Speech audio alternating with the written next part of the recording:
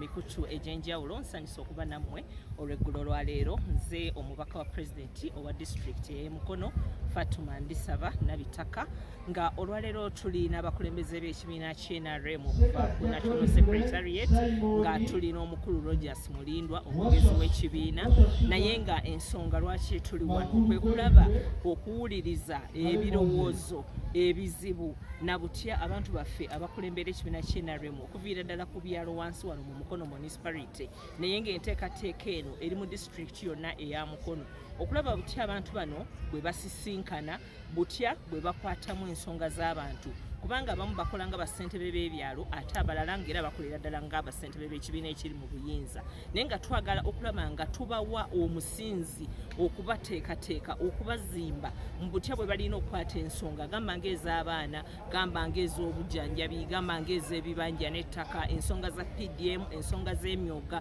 ne projekiti zonna ne programs eza gavumenti, okulaba nga bazitambuza bulungi, okwagazisa abantu baffe mu bitundu eby'enjawulo okwagala enkola za gavumenti zonna eziriwo, kubanga ffenna tulina okukkiriza nti gavumenti gye tuweereza era gye tukoleramu ye ya NRM eyakwasibwa ekisanja kya myaka 5. Kati nga tuli mu kulaba manifesto ya NRM bwetambudde mu myaka gino ebiri egyakatambulako, tulina okumanya abantu bano challenges ki ze basanze ate na birungi ki bye basobodde okukola mu bitundu byabwe okulaba ng'ebintu bino bitambula mu maaso. N'olwekyo twebaza Katonda nti bonna bazze ne bagwayo, ensonga zaabwe bazoogedde, tuziwuliriza, ebyobujjanjabi tubabulidde, ekyokukola be basooka okunoonyereza ku ki ebitatambudde bulungi, enguudo embi bazitubuulidde, amalwaliro enguzi weeri wonna bagitubuulidde, naye naffe tubasibiridde entanda n'okubanyweza okulaba nga basobola okukola ekyo ekibasuubizaamu okulaba nga batambuza bulungi ekibiina kino. Ajati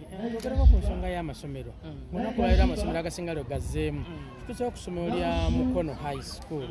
tusanze abaana bangi bali ku gate balemeddwa okuyingira mbu tebannatuukiriza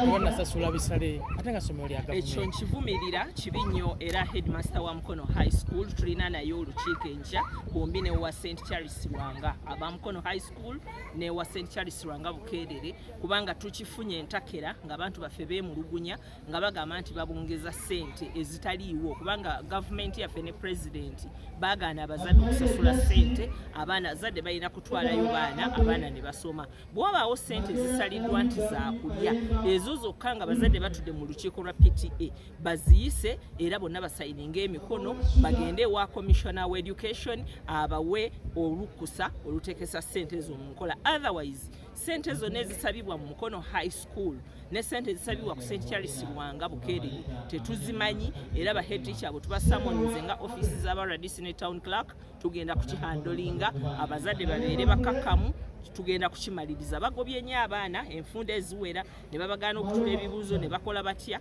naye oba oliawo abazadde balwawo tubuulira ate batubuulira nga n'ebibuuzo ekiseera kimaze okukola ki okuyitako, naye kati tubasuubiza titusitukiddemu, tugenda kuba nga tukwasaganya ensonga y'eddwaliro gaitokirira nakuteekawo gundi private wing eveewo kubanga